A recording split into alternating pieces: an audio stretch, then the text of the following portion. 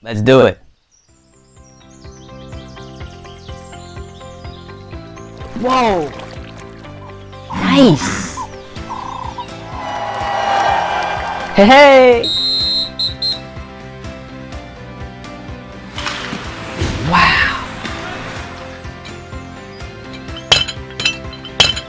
Keep believing and achieving. Ooh! Adventures with Julien, bringing communities together through positivity. What's up guys, Julien Guiteau here, and today we are on set of Adventures with Julien Check-ins. Brand new segment where we check in on past companies from previous episodes to see how they're doing during this pandemic. I'm super thankful because today we're checking in on Lehigh Valley Zoo episode 12. Adventures with Julien Check-ins starts right now. Let's go.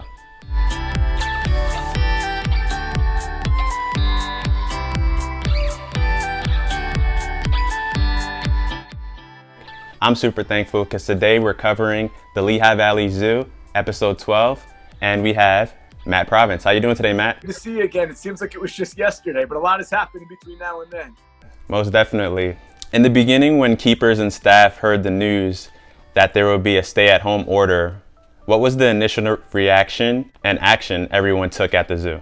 It's really twofold. First, obviously, was a big concern over the animals. Obviously, there was a lot not known about COVID-19, how it affected human beings, how they spread it, how it might affect animals, how the animals might spread it.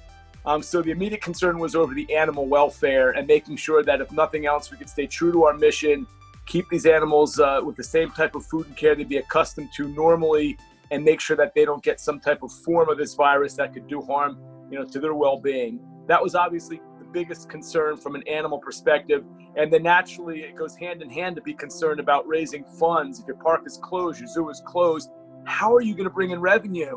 Your whole goal is to provide the greatest care you can for these animals. Will that fall off if you don't have money coming in? Fortunately, we didn't have money coming in for a good deal of time in terms of gate revenue, but we were able to do a great job as a team fundraising, raising other avenues of funding to take care of the animals, and we emerged out of this thing okay.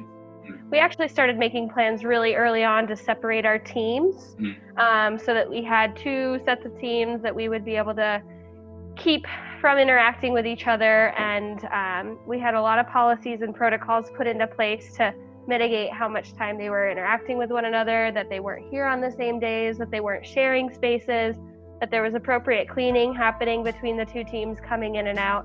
And then masks were something that got added extremely early on. We're actually all pretty used to it. We're here for the animals. It's not like the zoo can shut down and we can work from home as keepers. So it was kind of shocking a little bit. And then we were just kind of in this waiting period of seeing what our CEO would put out, what our new guidelines were going to be as keepers. And it pretty quickly transitioned into everyone who could work from home was working from home. When the Lehigh Valley Zoo was closed to the public, how did you shift the business to still function without guests? That was one that we had to start kind of thinking out of the box. We couldn't offer encounters. We obviously weren't selling anything from the nature store. We got right to work. We started filming our educational programming so that we could still offer it to these teachers who are then teaching these groups of kids from home for the first time ever. We had to come together as a team and say, what are some avenues to raise money? You have a development department that comes up with great ideas like, hey, let's take the National Giving Tuesday now and make it a week-long way to give to the zoo. Or maybe we do a Zoom bingo and get some money in that way. And then, of course, the last thing we did as an operations unit was say, you know what, let's do a drive-through zoo. We've never done it before. Nothing says that we can't open up the zoo to cars if people don't get out. It was out of the box thinking. It was thinking that every little bit helps. So whether a campaign might only get a couple $100s or many, many thousands of dollars, it all mattered. So much creativity right there. You talk about the drive-in or the drive-through. You have an opportunity to still see the animals, but you're in your car and you're still having the opportunity to get that revenue, have people excited about seeing the animals. Was there any outreach from the community to help out the Lehigh Valley Zoo during the pandemic? Kind of my last answer kind of is hand in hand. We had to find money, and we knew the money was going to be from outside sources. I think at the end of the day, it was a bunch of everything, but What amazes me is that the love of animals, and especially a lot of animals in our collection, which might be endangered, critically endangered, on the verge of extinction, whatever the classification is. I would say every time we reached out for help, they absolutely stepped their game up. We had donations that were appropriate during that time, both monetary and physical donations of things to help us care for our animals, or just extra things to give to our animals. Everyone was super excited about what we were bringing to the online table. And so that was really great seeing, because we knew that we were going in the right direction. And so whatever the forces were that came together, we were able to ask for money. And every time it seemed like we would be surprised with the fact that we would be able to raise more money. It's a big sense of selflessness. Everybody made sure to care for the animals, care for someone else, support someone other than themselves. And I think that's what built everybody up to get through such a tough time.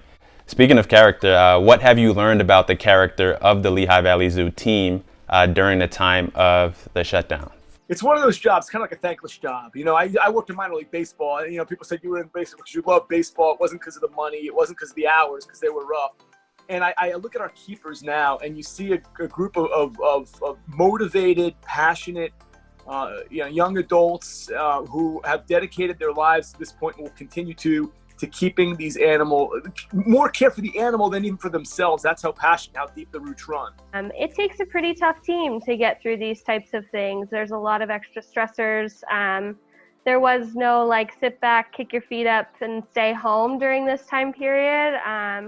We still had to get up and come to work as usual. And it was scary on some days, not knowing what was happening outside of our zoo gates and happening in the world.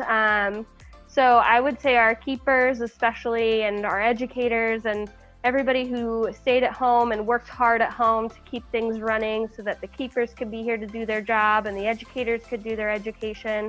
Nothing seems to have been able to put us in a really bad mood. We've all been hit with this. Some of our significant others or our husbands, our wives, they've lost their job or they've had a decrease in their salary. But even amidst that, within all of this negativity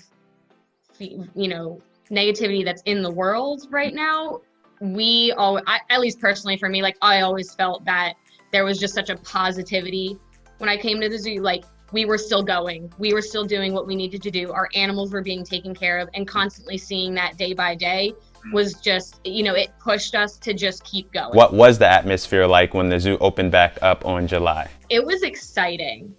It was a little apprehensive, I want to say at first, just because we're opening, that we don't know how it's going to go. We don't know the setbacks that we're going to run into. As educators, we could not wait to see people back coming through the zoo. As zookeepers, we were so excited for ourselves and our animals' sakes to be seeing so much change and activity.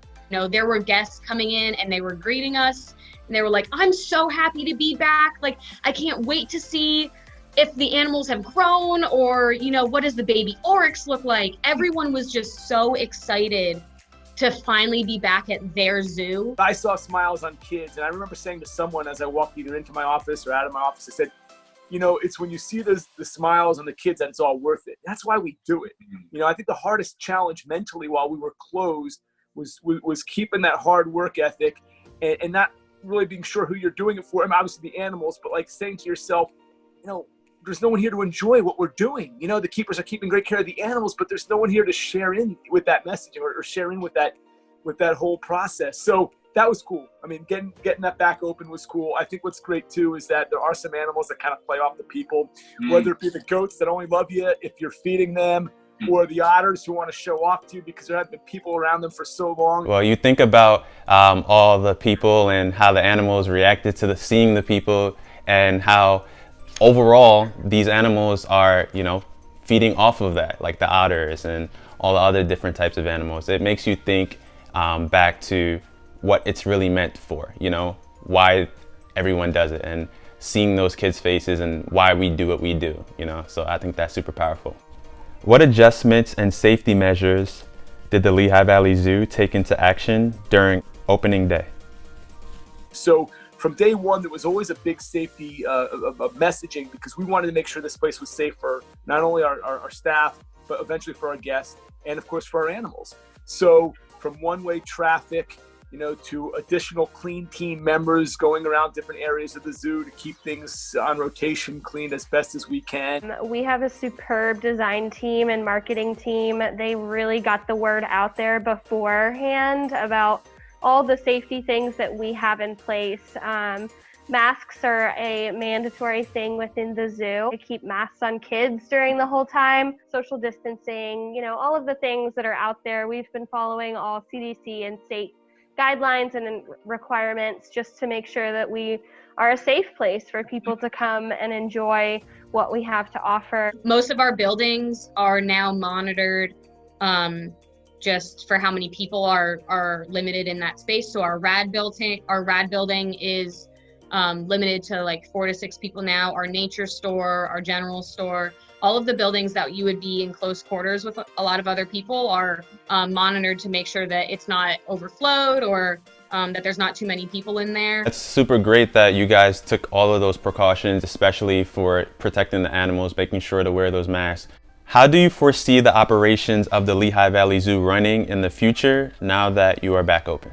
I think in the immediate future, it's going to be a while when we've got to abide by the safety precautions that have been laid out, as we've discussed. We don't love all of them.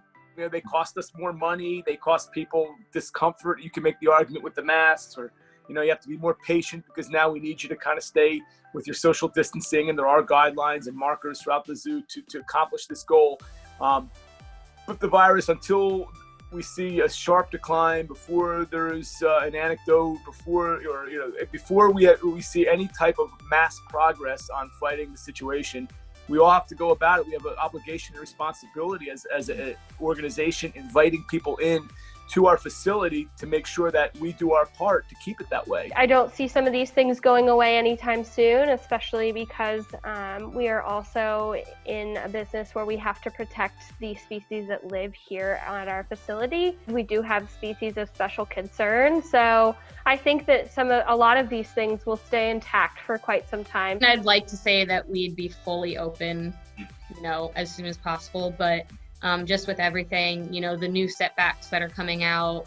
I think with the amount of rules and the amount of just precautions that we've taken right off the bat, I think that puts us in a really good spot to hopefully continue to move towards a progression rather than a regression. And we've already set our stance that, no matter what, it's going to take, safety's got to be first. So how that affects our operations, and me as a guy that oversees the operation department, it is a concern, but we've got to take those extra steps, whatever they are, for as long as they need to be taken. And this might be something that, again, affects us for quite some time.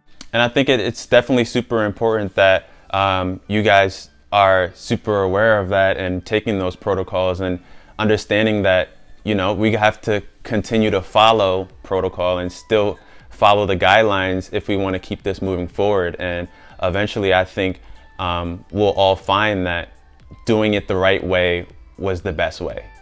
Thank you guys for tuning in to Adventures with Julien check-ins. I had a great time learning about how the Lehigh Valley Zoo has adapted their business, stayed creative, and acquired brand new safety measures now being open. Big thank you to Matt, big thank you to Kayla, and big thank you to Hannah for their time. Stay safe, stay healthy out there. As always, enjoy your day, and if you believe, you shall achieve. Peace.